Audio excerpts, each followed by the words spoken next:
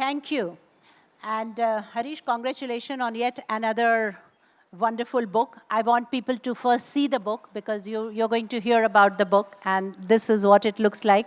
Yeah, so just to emphasize that, I will raise it up in my hands as well. Thank you. Yeah. Yes. And we will get started as people fill in. My first question to you is, why another book on R&T? And what prompted you to write this book? Yeah, so, this book is not a biography of Ratan Tata, and I'll tell you how it happened, what prompted me to write it. I don't know how many of you remember, but it was October of last year when Ratan Tata passed away. And I was in Bangalore, my hometown, Shinjini.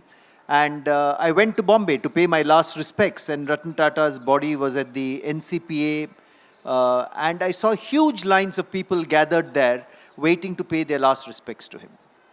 As I was driving on the roads of Bombay, I saw posters put up saying Ratan Tata Amar Rahe, the kind of things that you don't see for an industrialist normally. Put up by common people, put up by community organizations. And that whole day, the television channels were full of, Ratan Tata's life and what he has done and his contributions to Indian industry and to the nation. But very importantly, something happened, Shinjini. There were 4 other people on that flight from Bangalore to Bombay who were also going for the same paying of respects to Ratan Tata at the NCPA. And all 4 of them told me, Harish, when this gentleman passed away, yesterday night, we felt a sense of deep personal loss. And to me, that was extraordinary. None of them had met Ratan Tata, none of them had interacted with him, and yet they were telling me that they felt a sense of deep personal loss. And I heard this from many people. I want to ask all of you in the audience, how many of you felt a sense of loss when Mr. Ratan Tata passed away? So I think that's virtually, 100 or 200 hands going up. And I asked myself, what is this magic? Why has this man endeared himself so much to all of us here in the audience and to everyone in India? The only other time, ladies and gentlemen, when I have seen similar intense feeling when a person passed away, renowned person passed away in our country, was perhaps when President ABJ Abdul Kalam passed away. There was a similar sense of, deep personal loss. So I said, is it because under Ratan Tata's charge, the Tata Group has grown from $6 billion to $100 billion? Is that the reason? But then there are so many businesses which grow very well. Is it because he was a great philanthropist? Because he led India's charge against cancer, built cancer hospitals? Could that be the reason? But you have many great philanthropists in the country and across the world. Could it be because of his graceful nature, his humility, the way he conducted himself? But there are many people who do that as well. So I said, let me dive a little deeper into this and speak to people who have worked closely with Ratan Tata. And I spoke to 15 or 20 of those people who have worked very closely with him, reported directly to him, chairmen and MDs of Tata Group companies, or even people outside the Tata Group. And they all came back with one refrain, through all those interviews, that here was a guy, here was a man who believed in doing the right thing in his life. You may agree or you may not agree with him, but he believed in doing the right thing in his life, and he stuck to his guns in doing the right thing in his life. And I decided to explore that further, Shinjini. So this book is really an exploration of how Ratan Tata tried to do the right thing in his life. It's not a biography of his life. It doesn't tell you that Ratan Tata was a perfect man. It takes you through his successes and some places where he did not achieve success as well. But at the same time, it goes back to his trying to do the right thing. And someone asked him, Shinjini, they asked him, what is the legacy you want to leave behind? And he would often try to skirt that question. He would say it's for the succeeding generation to tell what my legacy is. But in one specific interview to an in-house Tata Group magazine, he said, I hope people, when they remember me, will remember me as a man who tried to do the right thing in his life always. So that is the genesis of this book. And that is indeed a really worthy cause for you to pick, because I think we live in times where moral ambiguity is a deep concern for a lot of people. And the fact that even in these times, the death of somebody like Abul Kalam Azad or Ratan Tata speaks to people. It says something about the inherent appeal of virtue in us, right? So what I wanted to ask you next is, as you went through digging into this idea, what were your 3 or 4 major takeaways from that? I mean, I do want people to read the book, so don't give away everything, but do tell us what was the major takeaways. Yeah, so doing the right thing is a catch-all phrase. It could mean anything to anyone. So I decided to go a little deeper and understand what does doing the right thing mean. And to Ratan Tata, doing the right thing meant 7 or 8 things. I'll narrate 3 or 4 of them now. First, it meant doing what is right for India and for the nation. I believe that he was a man who put our nation first and did what he thought was right for India. What was right for India for him was right for the Tata Group. The second thing was he was a man who was very caring and compassionate towards people. He was the chairman of the largest industrial group in the country. But I think he really put his humanity above his chairmanship and did what was right for people. The third thing that I think he did was, if he would immerse himself completely in his role, and then he would decide what was right for his role and do that. And finally, I think he was a man who would not succumb to doing the wrong thing. He would always say, I don't want to succumb to doing the wrong thing in my life. I want to go to bed very well at night. So those were some things, Shinjini, which were top of his mind. And the stories that came out when I spoke to people who worked with him, those stories are just worth their weight in gold because they tell us a lot. And I want to ask you exactly that question because, a lot is said through examples. Yep. So we can always elucidate a principle. But how do people relate to the principles? And what you have done in the book is to actually bring out stories, which is also what I've tried to do in my book. So thank you for doing that. So if you could tell us a couple of stories that bring alive these ideas that you talk about, that will be great. Yeah, so let me start, Shinjini, and if you don't mind, can I just stand for a few minutes? Yes, of course. Yeah. So, I want to narrate 2 or 3 stories to you and just sit back and listen to them as stories. The first one that I want to narrate is what happened when Mumbai was attacked on the 26th of November 2008. How many of you here remember those terror attacks? I think it was one of the most tragic days in the history of Mumbai. Several locations were attacked by terrorists who came in from Pakistan, but one of the locations that was attacked was the Taj Mahal Hotel. And the Taj Mahal Hotel is part of the Tata Group. It was founded by Jamshedji Tata more than 100 years ago. And when Ratan Tata heard of the terrorist attack, he rushed from his office and came to the Taj Hotel. He tried to enter the hotel, but the guards would not let him, and rightly so. So he went and stood outside on the pavements outside the Taj. And the heroes of that night were actually the employees of the Taj Hotel who protected their guests, sometimes at the cost of their own lives. Ratan Tata felt helpless standing outside the hotel, but he said, in solidarity with the people inside, he perhaps felt that in solidarity with the people inside, he should be there, motivating them and giving them a helping hand, even motivationally. So he stood there outside on the pavement, and he was there for the next 2.5 days, virtually completely, except for short breaks, until those terrorists were killed who were inside the hotel. And then he entered the hotel, and people asked him, the press were wanting to speak to him, and they said, what is your reaction to this? What will you do? And Ratan Tata said 2 things. He said, within a month's time, and the Taj was broken. Chandeliers were on the floor. The dome, you would have seen the flames coming out of the dome of the Taj. And he said, within a month, we will ensure that the Taj is back in business. Because he said, we can be hurt, but we cannot be knocked down. And that was a very, very defined statement that he made. And if 26th November were the attacks, by the 21st of December 2008, the Taj was back in business. The tower wing of the Taj was opened. The second thing that he did, ladies and gentlemen, which really touched me, and people who have narrated this to me have virtually wept when they narrated this. He said that he spoke to the media outside, and he said every person in Mumbai who has been the target of the, who has been killed in the attacks, we will ensure that we provide succor, rehabilitation to the families of those people. People who have been injured, we will ensure that we take care of them. And he actually said we will go out of our way to do this not only for the employees of the Taj, but for everyone in Mumbai who has been impacted in a similar manner.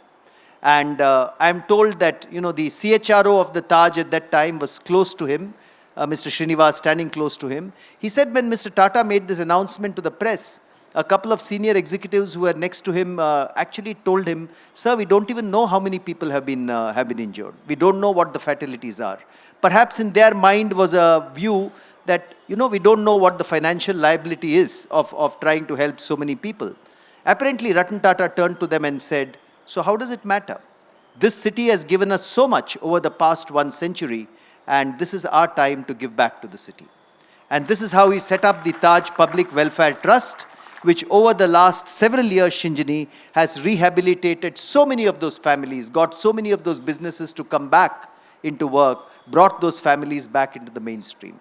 He met the family of every Taj employee who was, who lost their lives in the terror attack, spent time with them, ensured that those families were taken care of for the rest of their lives. And when he was first given a sheet of things that the CHRO of the Taj wanted to do for those families, his response was, "These are things that we should anyway do. What more are we going to do for them?" So, this is the kind of response and this is the kind of story that shows the caring and compassionate side of Ratan Tata, which I think Shinjini was one of the most prominent parts of Ratan Tata. Most people have told me he thought as a human being first and as a corporate chieftain next, and that makes all the difference in today's world. So, Harish, this was not part of our questions that we discussed earlier, but as I'm listening to you, it is really coming to me how difficult it is for an individual or a leader, whether a corporate leader or a philanthropic leader, to ingrain this kind of value system among his, among his team or among his people. So, having been a senior leader of the Tata Group yourself, I want you to tell us, maybe through a story or maybe through your own thoughts on it, how did he as a person, because you worked with him and you have spoken to other people that have worked closely with him, how did that happen as a person? Yeah, so a very interesting question that Shinjini has asked me, and since I'm enjoying standing and speaking, permit me to do that. One of the things that Ratan Tata told all members of his leadership team, he said, when you interact with people, the first thing that we should never do is impinge on their dignity. Protect the dignity of people that you're interacting with. Ensure that you treat them with respect. One of the people who worked very closely with him and whom I have worked very closely with is a gentleman called Ishat Hussain Shinjini. You know him, he's from the world of finance. He was the chief financial officer of the Tata Group, reporting directly to Ratan Tata. And he says for Ratan Tata, it was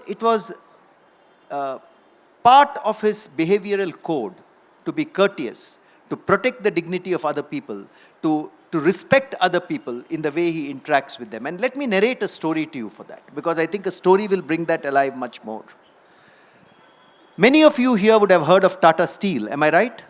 You know Tata Steel? So the managing director of Tata Steel during Ratan Tata's tenure as chairman was a gentleman called B. Muthuraman. Very well-known person. He is now retired and lives in Bangalore. And Mr. Muthuraman narrated this story to me. So Tata Steel was in the midst of discussing some business deal with a third company, with a third party. And it so happened that Ratan Tata and Mr. Muthuraman, Ratan Tata was the chairman of Tata Steel and Mr. Muthuraman was the managing director. And a managing director reports to the chairman. So Ratan Tata and Mr. Muthuraman held different views on this deal. They were not agreeing with each other. You can imagine that. So the time came close for Mr. Muthuraman to tell the other company, will we do this deal or not? Will we go ahead or not in this manner? And he knew that he would have had to get Mr. Ratan Tata's concurrence to do this. So the day came close, and on the day that the deadline was there, Mr. Ratan Tata was not in Bombay, he was traveling in Delhi, so Mr. Muthuraman could not meet him personally. But Ratan Tata told him, don't worry Muthu, I am landing back in Bombay today evening at about 7 o'clock, and on my way from the airport to my house, I will call you. And we can discuss this and we can come to a conclusion on what to do with this deal. That's what Ratan Tata told Mr. Muthuraman. So Mr. Muthuraman goes to his office in Bombay. He's of course a little tense because he knows by tonight I have to convey to the other company whether we are going ahead with this or not. And he's in his office, and about 7 o'clock he gets a call. And it's Ratan Tata on the line. So Ratan Tata once again says, that he's not agreeable to the way that this deal is being looked at. He's not aligned. And Mr. Muthuraman, being the managing director, being a very assertive person, he, over the phone, gives Mr. Ratan Tata the reasons why he believes that deal should be done. So he says reason 1, reason 2, reason 3, and then there is a small argument between the two of them. And you can imagine it wouldn't be easy having an argument with a person like Ratan Tata. And at the end of that argument, Ratan Tata seems a little irritated on the phone, and he tells Mr. Muthuraman, listen Muthu, if you guys want to do this deal, you please leave me out of it. And the moment he says that, ladies and gentlemen, the phone goes dead. So Mr. Muthuraman is sweating in his office and saying, oh my God, have I done something to irritate Mr. Ratan Tata, my chairman? Has he slammed the phone down on me? What do I do now? Because it's only 3-4 hours, he has to also bring the deal to a conclusion. His CFO Kaushik is with him and he says, sir, what will we do now? Mr. Muthuraman is scratching his head, doesn't know what to do. And in exactly 3 to 4 minutes, Mr. Muthuraman's phone rings once again. He looks at the phone and it's Ratan Tata on the other side. So he takes his phone call and Ratan Tata tells him, listen Muthu, I'm not calling you to talk about the deal. You can do what you want on the deal. I will be supportive of you. We can also talk about it later if required. But I'm just calling to tell you that I did not slam the phone down on you. My car went over a speed bump and the phone got disconnected. So Mr. Muthuraman, has narrated this story to me and he says that second phone call was not about business at all. It was not about the business deal. It was about Ratan Tata putting his hands all around me from the car and telling me, listen, this is not something I did. He sensed that I would be uncomfortable with what has happened. And therefore, he called me to do this. Of course, after that, they discussed the deal and they took a call on the deal, but that's not the key point of the story. The key point is that a chairman who was probably the most powerful person in Indian industry at that time, calling back to say, I did not slam the phone down on you, or I did not put the phone down on you. Now, that is a mark, Shinjini, of respect to a person. And that is a mark of protecting that person's respect and dignity. And I think Ratan Tata was like that. In my own 1 or 2 interactions I've had with him, he would always, I think, be very courteous, protect your dignity, and do what was right by the other person. Not one person in the Tata group that I know of has told me that he has ever raised his voice. And recently, a doctor who read this book wrote back to say, if there is one learning I take from this book for the rest of my life, it is that I will not raise my voice on others. So, those are the kind of things you find out about Ratan Tata. That is quite remarkable. I wanted to just say that because we are at a book fair and I have seen long queues of people buying self-help books and books about, how to live, how to influence, how to do things. I just wanted to say one thing, that when you have your principles right, when you know that you're going to live by a dictum of doing the right thing, how you will do it will come to you also. It doesn't have to be read, it doesn't have to be taught. So for somebody who is making a phone call, to understand that by disconnecting, by this call getting disconnected, the other person can be uncomfortable, that is not something that somebody will teach you, that is something that comes to you because you're a gracious person. So, you know, the only interaction that I had with Mr. Tata face to face. You should tell us about that, Shinjini, because you know, you were with Paytm for a long time, for and short time, and I mean, for a person from outside the group who is meeting him, tell us that story. Yes, because you have a lot of people from the group that you've spoken to, and I'm sure everybody has a story. And for me, it was for a brief time, I was the CEO for Paytm, and when I just took charge, then I went to meet him with Vijay, our idea was to ask him to be, because he had made an investment in the company, and our idea was to ask him to be chairman. He called us home. He was not feeling too well those days. And so we went to his beautiful, simple, elegant house. That itself is very impressive in Colaba, with his dogs. And it's a very beautiful memory that I have. But the most beautiful thing was that he was so gracious to this young entrepreneur who was doing something which I'm sure he didn't have a full understanding of. But first of all, having that vision and that appreciation for something that is happening. But second of all, being so gracious about it, saying things like, I am so privileged to be a part of this, and that to learn something new. So the man just always touched you with that, you know, that grace and that humility, which is not very hard to learn, but is also very hard to find. So you wonder why it can't be more often that, and you are one of those people. You're gracious. I don't think I've ever heard you, you know, lose your calm. And so how do you think this this works? I can't do this. Yeah. So, you know, about my losing my calm, you should ask my wife. She's in the audience. Probably get a more honest answer from her than from the book. Okay. But, you know, I think Ratan Tata says, and I think it's an important lesson, learning for us to take back. He says, when you take any decision or when you react, you should always look at different stakeholders involved in that decision. You should look at your employees. You should look at shareholders. You should look at bankers. You should look at the person who is serving you. You should look at the person who is driving your car. Look at all your stakeholders. And then in your mind, roll over, am I really being fair to these people? Am I really being fair to all these people? Before you come to a decision which you think is right. Because decisions impact people. And particularly in your role, if all of you are occupying roles in the corporate world or you're running your own businesses, every decision that you make impacts a number of people. And that was one thing, Shinjini, that he would always keep in mind. The other thing, Shinjini, which was very important to him in doing the right thing, was if he made a commitment, he would honor that commitment 150%. And here's a simple story which was narrated to me by a very senior director of the Tata Group, who is also a writer in his own right, Mr. Gopalakrishnan. I have co-authored a book with him. He used to be the vice chairman of Hindustan Unilever and then director of Tata Sons. So Mr. Gopalakrishnan had an appointment to meet Mr. Ratan Tata at 10 o'clock on the 27th of November 2008. The day after the Bombay terror attacks happened the previous night. And as I have narrated in my previous story, where was Mr. Ratan Tata the previous night? Virtually the entire night he was outside on the pavement outside the Taj. But Mr. Gopalakrishnan said, you know, this is an appointment with the chairman of the group. It's not been cancelled, so I will go.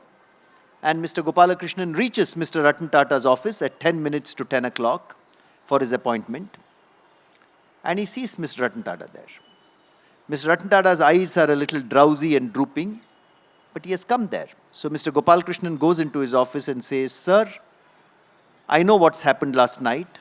I know where you were. You could easily have postponed this appointment. You could easily have done it on another day. All it was needed was for your office to call me and say that this is not happening today.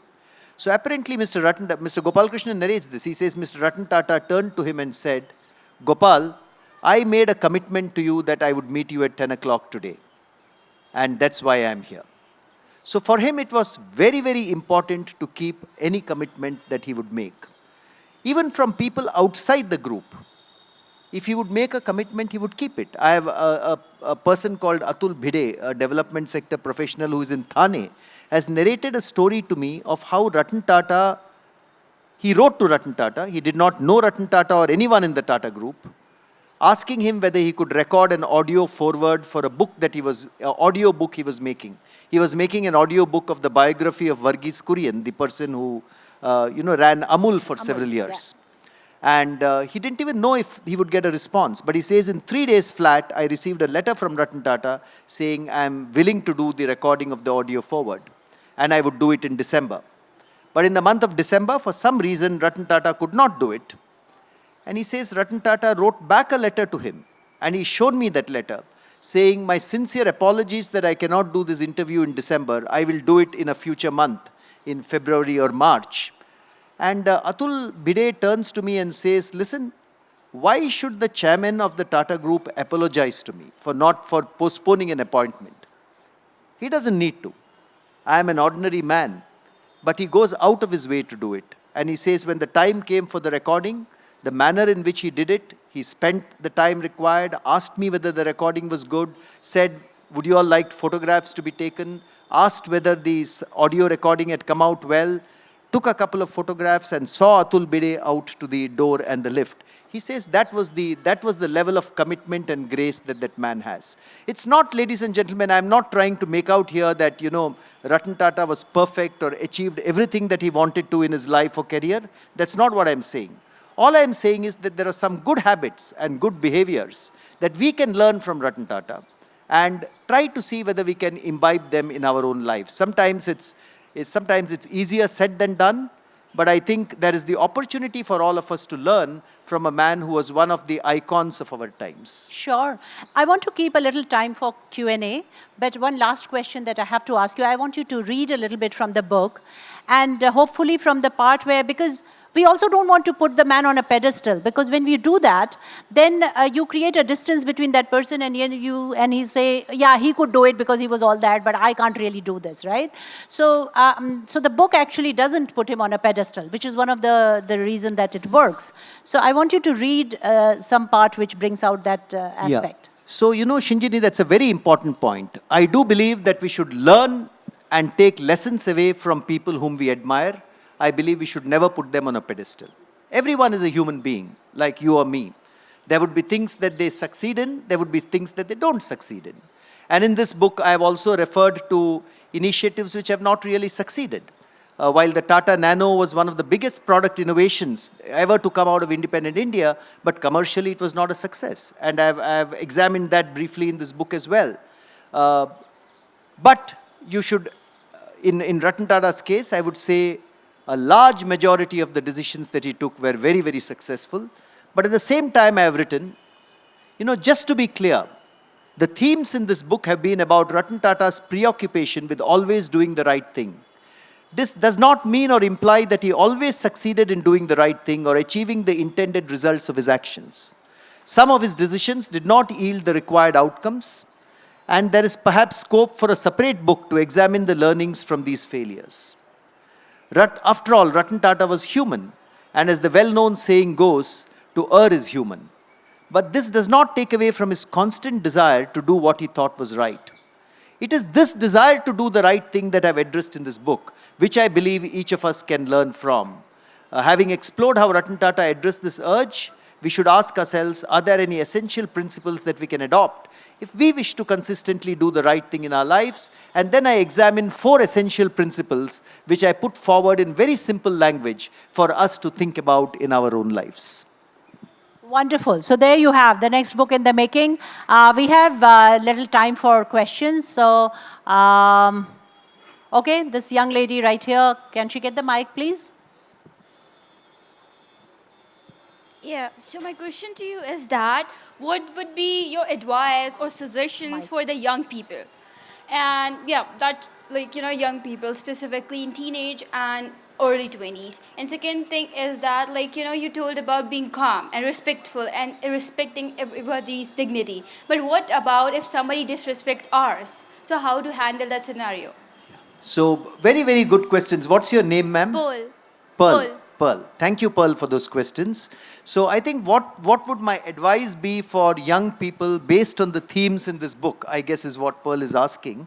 And one of the things, Pearl, that I have learned from Ratan Tata's life is when he did something, he immersed himself completely in it. You know, he immersed himself anything that he wanted to do. Business excellence in the Tata Group, or making India's first indigenous car, the Tata Indica. He immersed himself completely in it without worrying about whether it would be a failure or success. In many ways, it's like, you know, yesterday I was in a session where they were talking about some of the essential Hindu texts, the Bhagavad Gita, which tells us, take the right actions without worrying about the results of those actions. And I think Ratan Tata was like that, taking the right actions without really worrying about the results of those actions. And I think that's something that young people should do, taking whatever you think is the right action in your life. And often I think your conscience will tell you whether it's the right action or not. You don't need books, you don't need me to speak, you don't even need your parents to speak. Your conscience will tell you whether it's the right thing or not. So that's one lesson that I take away from his life for young people. The other lesson that I take away is, in whatever you do, try to achieve excellence. This is something that he taught all of us to do in the Tata Group. I was part of Titan, I was part of Tata Tea, and one of the lessons that I would always get from meetings which Ratan Tata addressed, or meetings I would go to him, was excel in what you do. And he introduced a business excellence model within the Tata Group, which continues till today. But the desire to excel has to be very, very high in our minds. So Harish, her question, sorry to interrupt you, but her question also is that if somebody disrespects us, then what do I do? Okay. So if someone disrespects you, and this is not a learning from this book, I'm going to give you my point of view. If someone disrespects you, I think, one, you have a right to be firm with that person. You have a right to, you have a right to express your displeasure in the manner that you want to with that person. I do not think we should permit any person to take us for granted. But at the same time, I also believe we should not be disrespectful towards that person. We should be who we are. If respect is part of our personality, it's good to be firm and respectful while dealing with that person and not go the same route that that person has gone. But, so I think it's a combination of these two things, Shinjini. Be firm and tell that person, listen, I don't like your behavior. This is disrespectful. Yes, thank you, Harish. So I'm going to tell you something which I heard in another session at the festival. And there was this poet, and she was asked something similar. And she said, "Kholte hue pani mein chehra nahi dikhta hai." You understand that? If the water is boiling, you will not be able to watch your face in it. It will break. So you have to wait for the water to be calm before you can see your face in it. So if you are, no matter what the other person is telling you, if you're boiling over, you're not seeing the thing correctly. So that calmness is, I just thought I'll supplement that. No, absolutely. That's a beautiful, she's a poet, so she has a wonderful poetic way of expressing the same thing. Yeah. More questions? Okay. We do have a couple of minutes, so there's no hurry. I can see a gentleman right at the back. So let's take 2-3 questions and then you respond? Sure. Yeah? So let's take this question, let's take that gentleman at the back and maybe one more. Yeah. Okay. Hi. My name is Sehaj, and I was really drawn to something that you've been saying this entire session, which is that you wrote this book thinking that Ratan Tata was a normal person, but there are some aspects to him that are admirable, and hence we should all read it. This is something that I think about, that as individuals, we often idolize people, and then we try to act exactly like them. So in that sense, how do we separate ourselves, have our own identity, yet have an ideal and only take the good away from them instead of completely imitating them? Can I answer that? Very good. You want? Yes, sure. Okay. So that is a beautiful question. I am completely, sir, in agreement with you that we should not idolize people and put them on a pedestal. All of us are human beings. All of us would have our strengths, our idiosyncrasies, our faults, and that is part of human nature. I think it's important for us to decide what are the strengths of this person which appeal to me. So, for instance, in Ratan Tata's case, his courage, his care and compassion for people, his meeting every commitment that he would make in his life, his putting the nation first in his decisions, those aspects appeal greatly to me. And therefore, I ask myself, what can I do? I'm not Ratan Tata, but in my own role as an author, as a writer, as a director of companies, what can I do? What can I learn from these specific aspects? So I told you the story of, for instance, how we made a commitment to Mr. Gopal Krishnan to meet him at 10 o'clock and met him despite what happened the previous night. I have tried ever since I heard that episode, and perhaps even before that, when I knew of this, to say, if I make a commitment to a person, how can I always fulfill that commitment? Otherwise, I should not be making a commitment at all. So it's a simple thing like that that you can take from their lives. So the good aspects that you take from Ratan Tata's life may be very different from the good aspects you take from some other personality's life. But if we want to lead our lives to the best possible, we should stick with our style. We should stick with, who we are as Build people. our own. And not try to be like someone else, but take the good parts of their personality and see in our day-to-day practical life, how can we implement them. I think that, Wonderful. according to me, would the best way forward. Shinjini, would you agree with that? Wonderful, wonderful. Be the best version of yourself. Yeah. Don't be somebody else. I think that's what Yeah, and you're that's saying. what this book also tells you. Yeah. This book says, here are 5-6 things that are very, very admirable from Ratan Tata's life. And here is what you can do to bring those into your own life. I think that's the simple thesis of this Sure. book. The time is up, but if I can get like that quick question, maybe we can answer very quickly. But please make it a question. Yeah. Yes, ma'am. So the question is that Ratan Tata's legacy and his values have been imbued in the Tata companies and the Tata group of companies. So is it a really big shoe to fill after his passing for his successors, or are we seeing that happening, or will it happen? Yeah. So it's a really interesting question. I want to set a little bit of historical context to it. The historical context I want to set is that the Tata Group this year is going to be 158 years of age. It was founded in 1868. And the values of the Tata Group, the underlying philosophy of the Tata Group, many of the values which Ratan Tata enshrined were actually flowing down from our founder Jamshedji Tata, who lived 150 years ago. He is the person who has inspired all of us to say, put the nation first, do what is right for the country, or be caring and compassionate and take care of the community, take care of people. I don't have the time today to narrate to you stories from Jamshedji Tata's time, but if you look at Jamshedji Tata, you will find some of the very same values that Ratan Tata had, whom we know because he belongs to our contemporary times, also reflected in Jamshedji Tata's day and age. And with the Tata Group, the subsequent leaders of the Tata Group, whether it was Dorabji Tata, whether it was JRD Tata, whether it's Ratan Tata, whether it's the current chairman of Tata Sons, Mr. Chandrasekharan, all of them have grown through the same value system. They've grown through the same value system. And it also answers the question that was asked earlier by Sejal, that you will have the legacy and you will have the examples, but you will build your own That's right. style. So I believe that the Tata Group has very, very strong pillars of values that it stands on. Some business venture, I'm not saying that the Tata Group has always been consistently successful in everything it has done. Don't read me wrong on that. But the value systems of the group, which is putting the country first, nation building, caring for employees, caring for the community, these have remained consistent over 158 years. Remember, the average lifetime of a Fortune 500 company, do you know what it is? The average life of a Fortune 500 company is 40 years. So the Tata Group is now 4 times that average lifetime, nearly 160 years old. And I think one of the key reasons is that its values remain very, very strong. So I believe the group is in very good hands, and I'm confident. I can't speak about the next 150 years, but I can certainly speak over the next several decades. I think the values of the group will remain very, very firm. And that's one of the reasons I've stayed with the group throughout my working career. This is my 38th year working with the Tata Group. Please give a big round of applause to that wonderful discussion and a great close. And by the way, Harish, in my book, I also chose Navsari as one of the places to visit because I wanted to see Jamshedji Tata's birthplace on that point of nation building. So thank you very much. Please get your books. Sanjoy was telling me yesterday that I should either start or end this book, end this session with a poem. Oh, sure. And actually, this book ends with a poem. So I'm going to read out those 4 lines. Yes, please. And you will stand, right? Before we end, I can stand and read. Why not?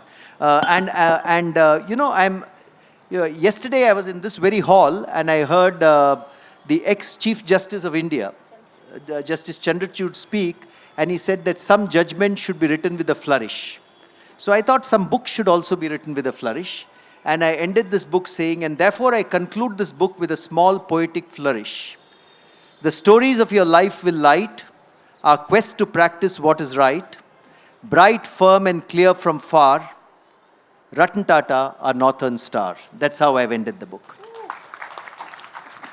Wonderful. Thank you. Thank you so much. Thank you,